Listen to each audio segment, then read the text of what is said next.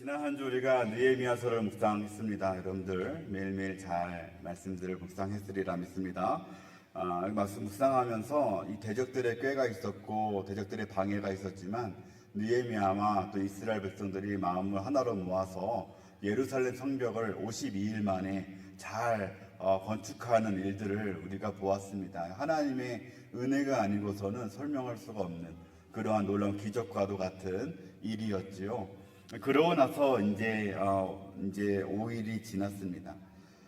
성경에는 특별히 느헤미야는 날짜를 굉장히 중요하게 생각하면서 기록하고 있는데 성벽 공사가 끝난 날이 언제였냐면 유대력으로 6월 25일이라고 나와 있습니다.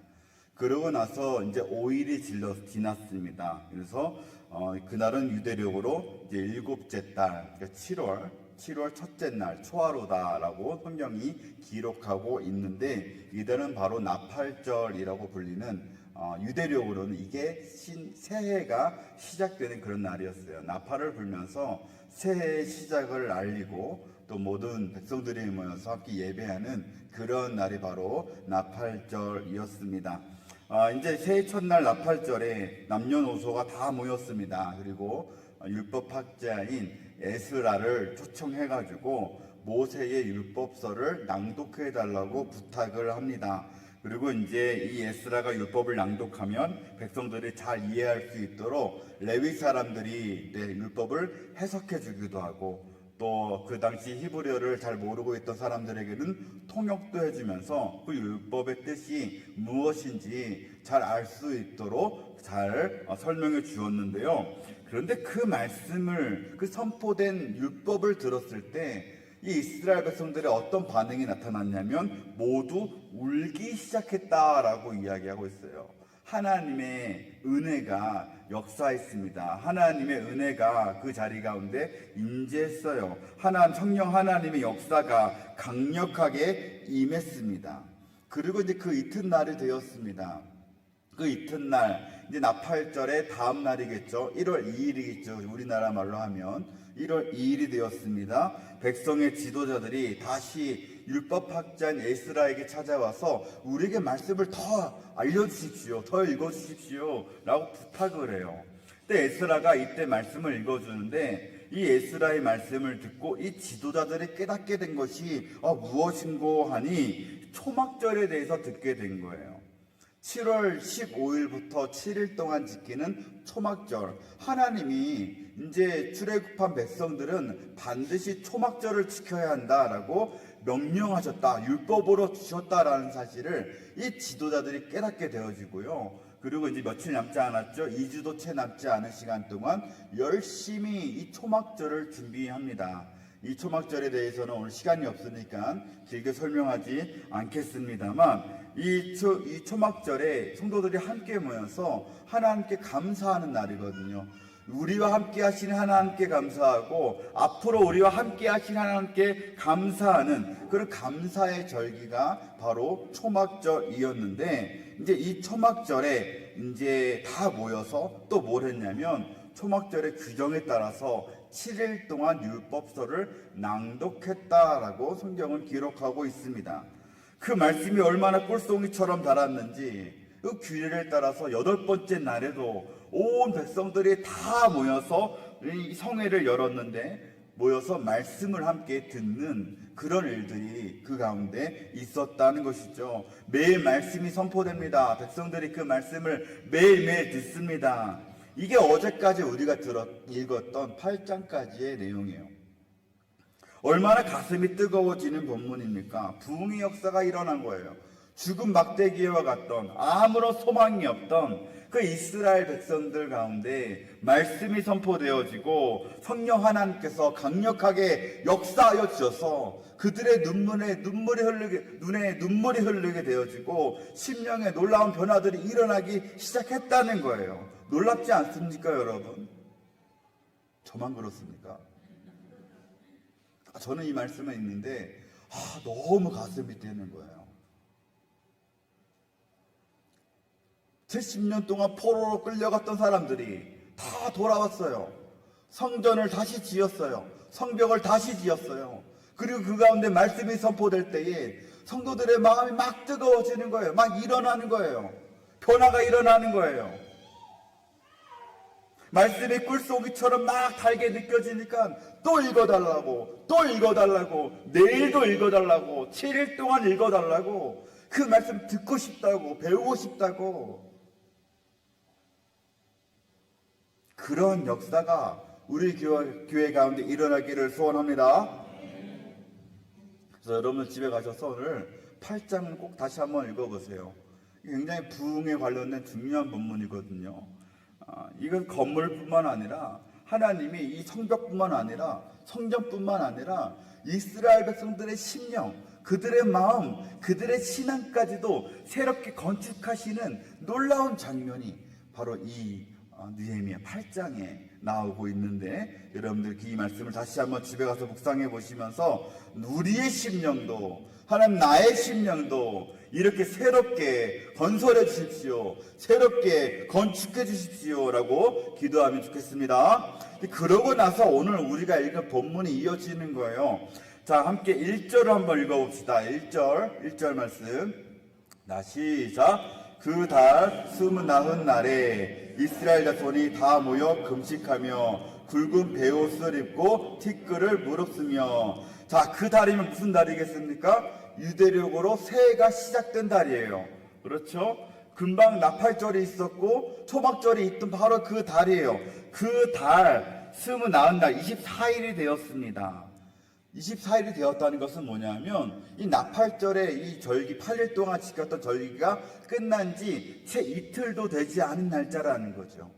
이틀 만에요, 온 이스라엘 백성들이 다시 모이기 시작했는데요, 이때 모일 때는 그냥 모이지 않았어요. 금식하며 굵은 배 옷을 입고 티끌을 무릅쓰면서, 나중에 2절을 보면 자복하며 자기의 죄를 고백하였다라고 이야기하고 있습니다.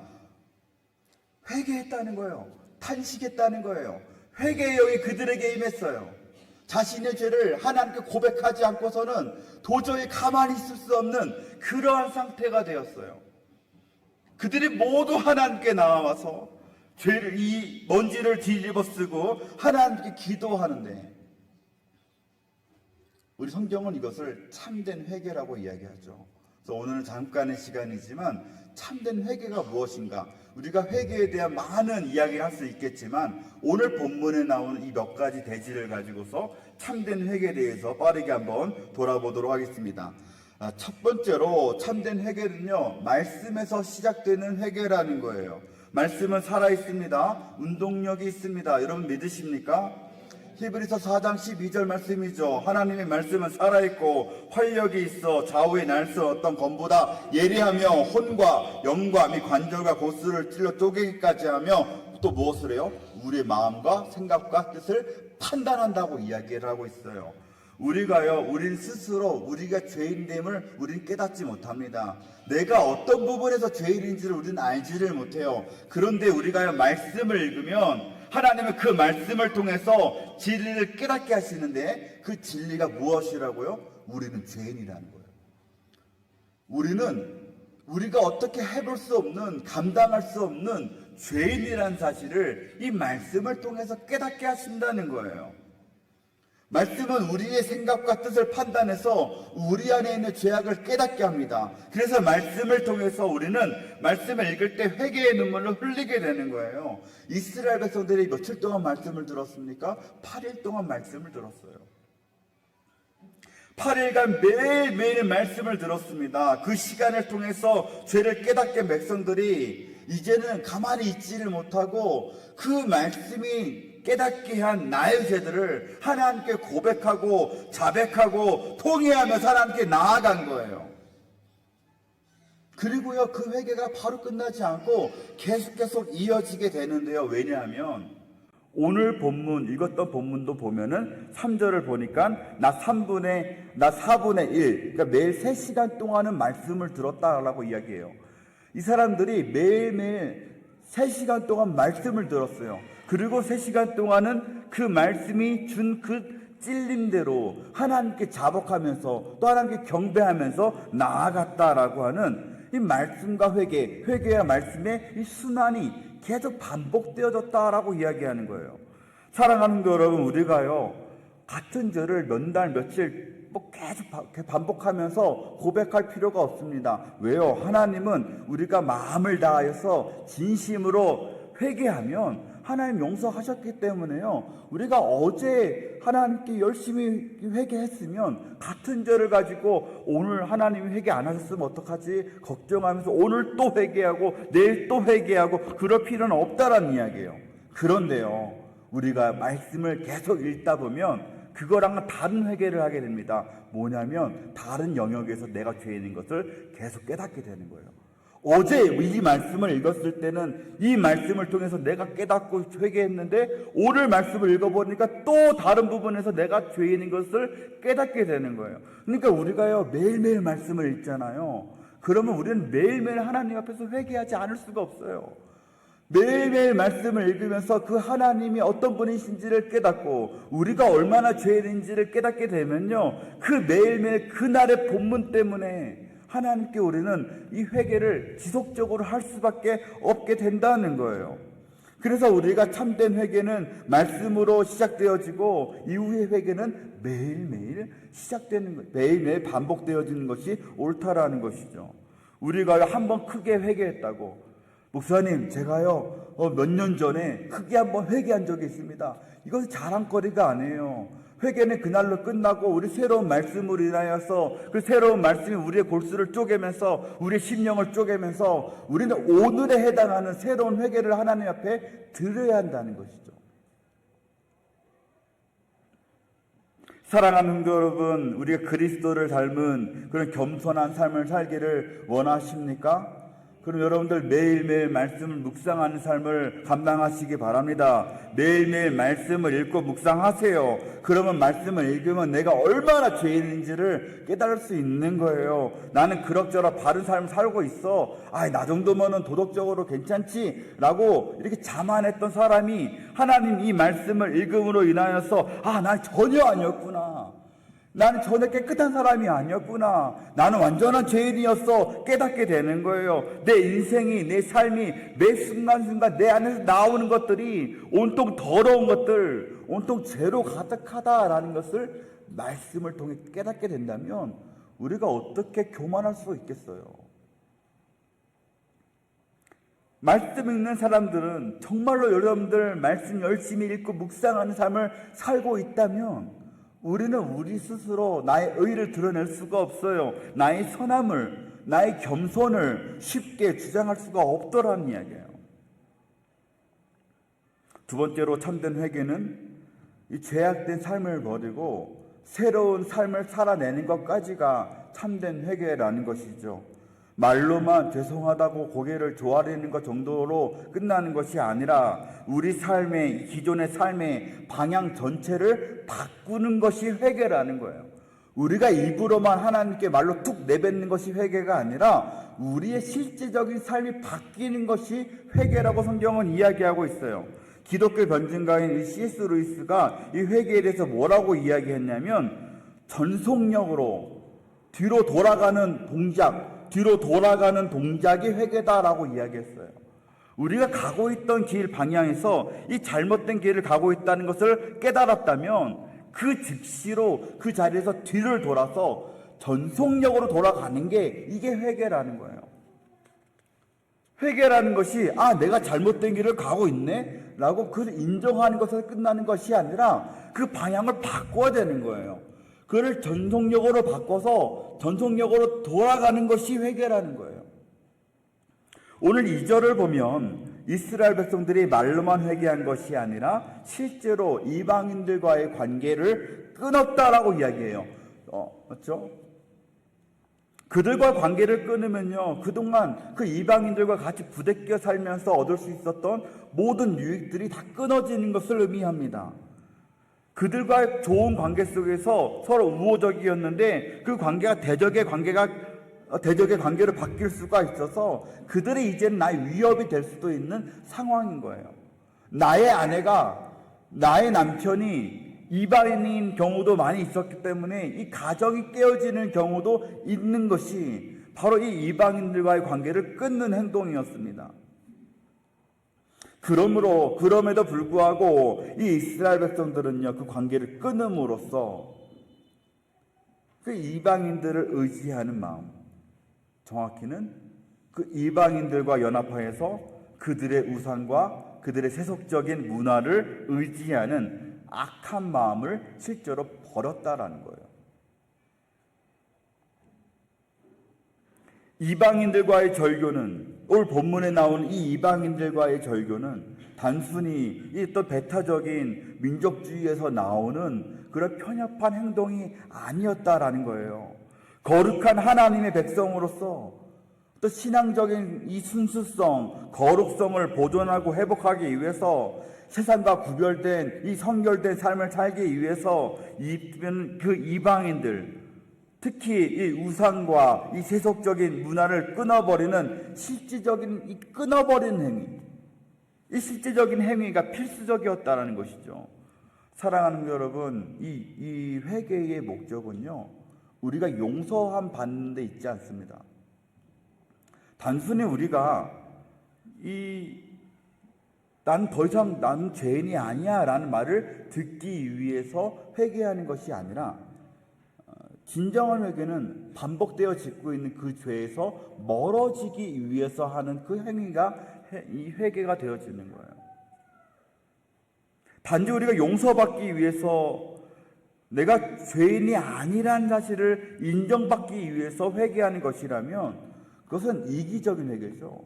나만 편해지려고 하는 회개 아닙니까? 하나님과는 전혀 관계없는 우리 인본주의적인 회개예요. 신앙과는 전혀 관계없는 나를 위한 회개라고요. 우리가 진정한 회개를 하게 되면 우리의 삶에 구체적이고 분명한 행동의 변화들이 일어나게 됩니다. 그동안 반복되어 짓던 죄들을 끊어버릴 수밖에 없습니다. 거짓말을 밥 먹듯이 하던 사람들이 그 입을 다물게 되어지는 거예요. 자꾸 입을 열면 거짓말이 나오니까 그 입을 아예 다물어 버리게 되는 거예요. 술, 담배를 하던 사람들이, 쉬지 않게 하던 사람들이 하루아침에 그것이 싫어져가지고 끊겨 버리는 거예요. 자꾸 죄를 짓게 만든 어떤 사람이 있습니까? 그 사람과의 관계를 끊어버리는 거예요. 단호하게 끊어버리는 거예요. 악한 습관을 끊어버리는 거예요. 악한 장소에 출입하던 습관들을 끊어버리는 거예요. 더 이상 그것에 가지 않는 거예요. 악한 생각들 자꾸 떠오릅니까? 그 생각을 끊어버리시는 거예요. 세상의 문화들, 물질적인 어떤 세속적인 가치관들, 그것들을 우리들의 삶 속에서, 우리들의 가치관 속에서 실제로 끊어버리는 것, 죄를 끊고 행동을 실제로 바꾸는 것, 이것이 진정한 회개라고 성경은 우리에게 교훈하고 있습니다. 1907년 평양 대부흥운동, 이 말씀에서 촉발된 회개운동 아닙니까? 수많은 사람들이 자발적으로 나와서 자신의 죄를 고백하고 회개하는 놀라운 일들이, 기적 같은 일들이 그 가운데 일어났습니다. 그런데 그 회개의 운동이 단순히 평양에서만 끝난 것이 아니라 전국으로 퍼지고 어른들만 한 것이 아니라 학생들, 어린이들까지 자신의 죄를 고백하는 놀라운 일들이 그 가운데 막 일어났는데요. 그들이 자신이 했던 살인, 간음, 어떤 추하고 더러운 그런 행위들로부터 시작을 했어요. 방화, 술에 중독된 것, 절도, 강탈, 거짓말, 흡연, 제사, 주술, 시기, 질투, 멸시, 미움, 이 모든 죄들을 고백했어요. 어찌나 실제적인 자신의 죄들을 고백했는가 하면요, 경찰들이 들어와 있었어요. 경찰들이 몰래 들어와 있어서 그 사람이 어떤 죄를 지었는지 메모해놨다가 집회가 끝나면 잡아가는 일들이 있었어요. 실질적인 죄를 고백한 거예요. 두루뭉실하게. 하나님, 내가 죄인인 것 같습니다.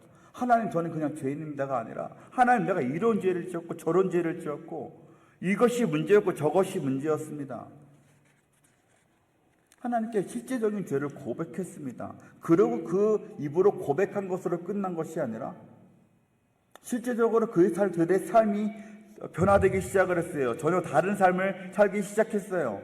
피해를 주었던 사람들을 찾아가서 용서를 구했어요. 훔친 것을 돌려주었어요. 빌린 것을, 갚지 않던 것을 갚았어요. 용서하지 못했던 사람들을 찾아가서 용서해 주었어요. 죄의 습관들을 완전히 끊어버리는 일들이 그 가운데 많이 일어났다고요. 술을 끊고 담배를 끊는 일들이 그 가운데 일어났습니다. 이들의 진실한 회개는 변화된 행동, 실제적으로 변화된 행동으로 입증되어졌다라는 이야기죠. 한국교회는 이 회개의 역사를 통해서, 이 회개의 삶을 통하여서, 이 회개를 통해 삶이 변화된 성도들을 통해서 성장한 건 아닙니까?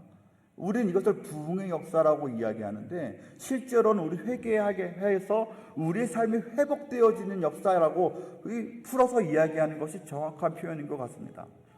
사랑하는 여러분, 여러분들이 끊어버려야 할 죄는 무엇입니까? 여러분들 안에 그 죄에 대한 찔림이 있다면, 여러분들 마음속에 그 죄에 대한 자꾸 찔림을 하나님이 주신다면 여러분 포기하지 마시고요. 하나님께 회개하십시오. 그리고 그 죄가 미워지게 해달라고, 내 그 죄에서부터 멀어지게 해달라고, 그 행동이 자꾸만 반복되어지는 그 죄된 행동이 역겨워져서 더 이상 반복되지 않게 해달라고 하나님께 기도하세요. 성령 하나님께서 도우셔서 그 죄악을 반드시 끊게 하실 줄 믿습니다. 이게 참된 회개 아닙니까? 심령이 회복되는 부흥의 역사 아닙니까? 죄악된 행동들이 끊어지는, 우리들의 삶이 실제로 변화되어지는 놀라운 이 부흥과 회복, 이 회개의 역사가 우리 멕시코 한영로교회 안에 놀랍게 일어나기를 주님의 이름으로 축원합니다. 마지막으로 이들은요, 자신의 죄뿐만 아니라 공동체의 죄를 자기의 죄처럼 여기고 이렇게 기도했어요. 회개했어요.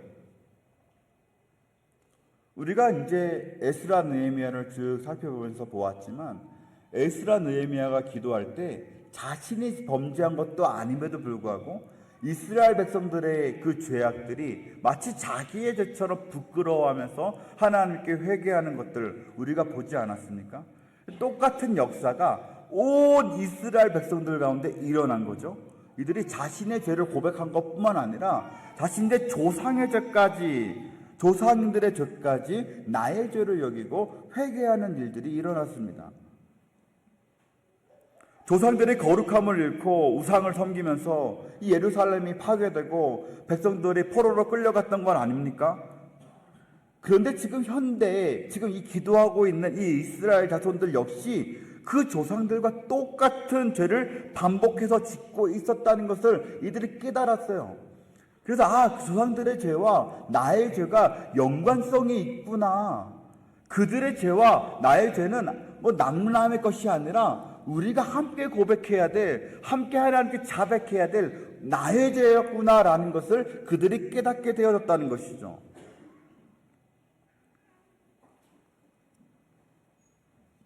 공동체를 위해서 공동체의 죄를 나의 죄로 여기고 기도하는 자세. 지금 이 시대를 좀 돌아보면요, 지금 얼마나 서로를 정죄하는데 교회가, 성도들이 혈안되어져 있는지 모릅니다. 지난주에 잠깐 이야기했지만 신근본주의자들이 지금 교회 안에서, 교계 안에서 설치면서 어떤 기준들을 마치 제시대하면서 공안처럼 교회에 들이대고 재단하고 정죄하고 있어요. 그들의 기준으로 보면 순복음교회도 이단이고 감리교회도 이단이고 성공회도 이단이라고 이야기합니다. 제가 앞서 인용했던 C.S. 루이스도 성공회 성도였고 존 스토트 목사님도 성공회 목사님이셨는데 그런 분들도 지금은 다 이단이라고 표현해요.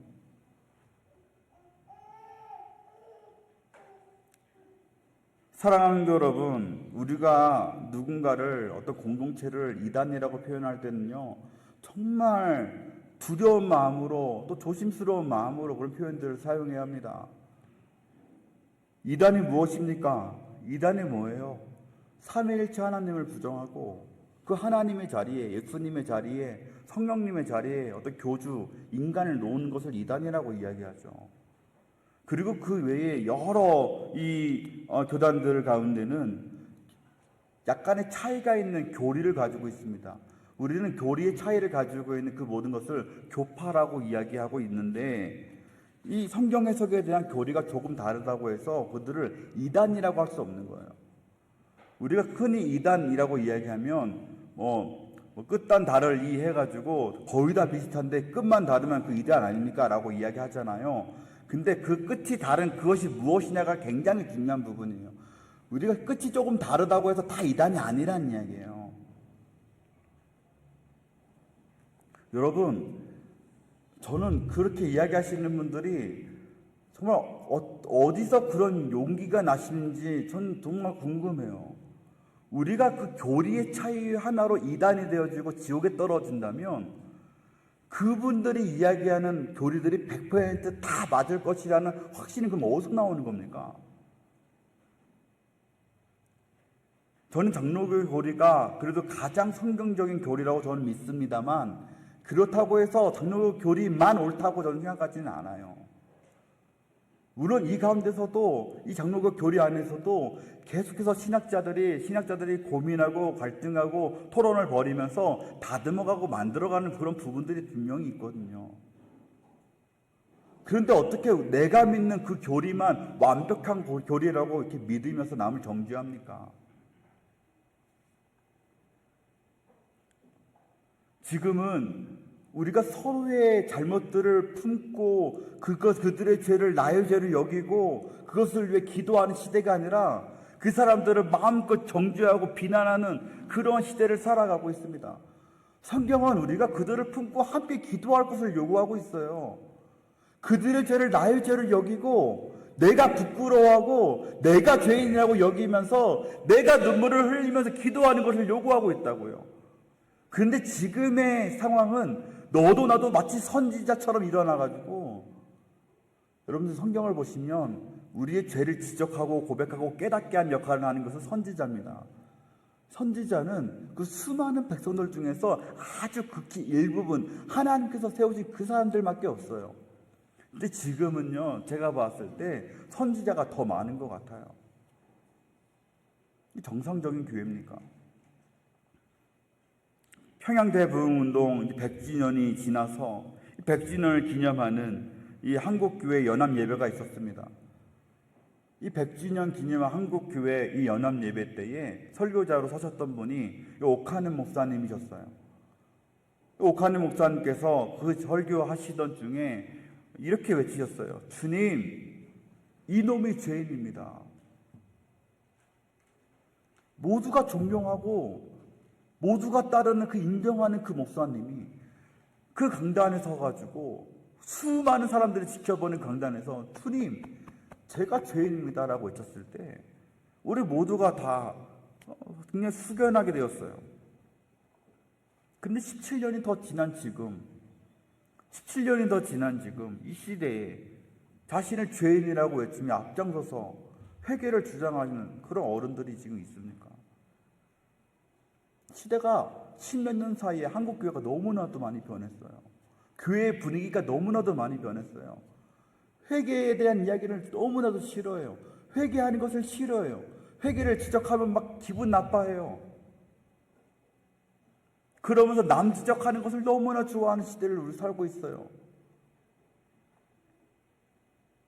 오늘날 교회가 거룩함을 상실하고 세속화가 되어지고 동성애 문화가 들어오고 여러 가지 사회주의 문화가 들어오고 여러 가지 문제가 막 교회 안에 있다고 이야기하고 있는데 그 가장 큰 이유가 무엇이겠어요?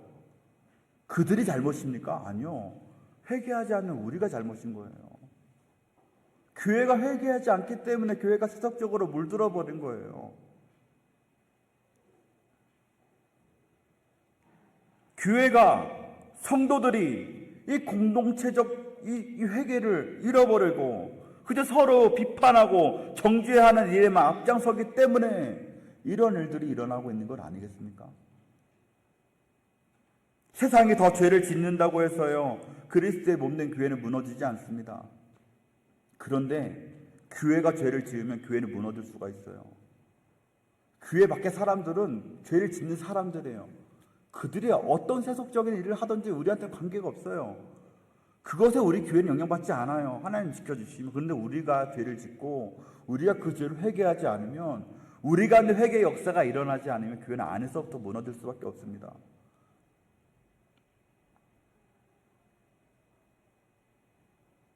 지금 우리가 해야 될 일은 교회 밖을 향해서 혹은 서로를 향해서 네가 죄인이야, 네가 잘못해서 그래, 이렇게 정죄하기보다는 그 방향을 나에게로 틀고 우리에게로 틀어서 그것을 내 죄로 받아들이고 내가 가슴 아파하고 금식하며 죄를 뒤집어쓰고 애통하며 회개하며 하나님께 나아가야 되는 거 아니겠습니까? 이게 지금 오늘 살아가는 우리들이 해야 될 일이에요. 주님, 이놈이 죄인이에요. 주님, 이놈이 죄인입니다. 그러면서 우리가 하나님께 나아가야 되는 거 아닙니까? 말씀을 마치겠습니다. 사실 우리는 인간은 죄인이기 때문에 스스로 회개할 수 없습니다. 우리 힘으로는 행복하면서 전속력으로 뒤를 돌아서 하나님께 돌아가는 행위, 우리 스스로는 그것을 할 수가 없습니다. 내가 말씀을 읽는다고 해서 무조건 회개가 일어나는 것도 아니고 우리들의 삶이 그 말씀을 통해서 막 변화가 되는 것도 아닙니다. 그래서 회개는 전적으로 하나님의 은혜로 이루어지는 하나님 주권적인 행위라고 볼 수 있습니다. 위로부터 일방적으로 부어지는 하나님의 은혜입니다. 하나님이 진리의 빛을 비추실 때에 그때서야 비로소 그 말씀이 작용하고 그 말씀이 우리의 삶을 변화시키는 건 아니겠습니까? 죄를 깨닫게 하는 건 아니겠습니까? 그 말씀을 인하여서 하나님 은혜를 주실 때 그 말씀을 인하여서 우리가 즉각적으로 회개하는 역사들이 일어나는 겁니다. 그러나 사랑하는 여러분, 하나님의 그 은혜 우리 교회에 부어주시기를 소원합니다. 하나님의 그 회개의 은혜 우리 모든 성도들에게, 오늘을 살아가는 우리 성도들에게 부어주시기를 소원합니다. 그래서 우리 교회 안에 참된 회개의 역사가 일어나기를, 참된 그 부흥의 역사가 일어나기를 원합니다. 우리가 말씀 묵상하는 가운데 우리의 죄인됨을 우리가 철저하게 깨닫고 회개하는 역사가 일어나기를 원합니다. 우리의 죄악된 행동들을 즉각적으로 끌어내는 놀라운 성령 하나님의 역사가 우리 가운데 일어나기를 소원합니다. 우리가 정죄하기보다는 우리가 서로의 죄를 가슴 아파하고 그것을 내 죄로 삼고 엎드려 기도하는, 눈물 흘리는 놀라운 회복의 역사, 참된 회복의 역사가 우리 가운데 일어나기를 소원합니다. 그래서 오늘 우리가 말씀을 다 읽지는 않았지만 그 회개했던 사람들의 그 결과가 무엇이냐면 하나님께 나아가서 하나님께 예배하는, 하나님께 마음을 다해서 찬양하는 놀라운 예배의 역사, 고백의 역사가 일어나게 되어졌거든요. 우리 교회가 그 역사가 일어났으면 좋겠어요. 여러분, 우리 교회의 예배가 살아있는 뜨거운 예배가 되기를 소원하십니까? 우리 회개 역사가 일어나야 됩니다. 우리가 회개 역사가 일어나고 우리가 얼마나 죄인인지 깨닫고 하나님께 고백하며 나아갈 때 비로소 하나님이 주시는 그 죄사함의 은혜로 말미암아 이 예배가 뜨거워지고 살아있는 예배가 되어지는 거예요.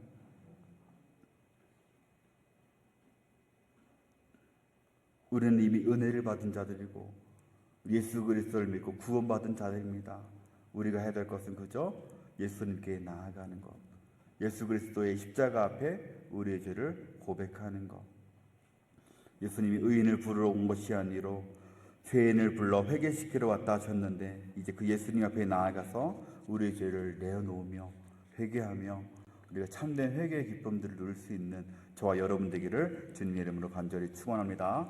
함께 일어나서 찬양하겠습니다.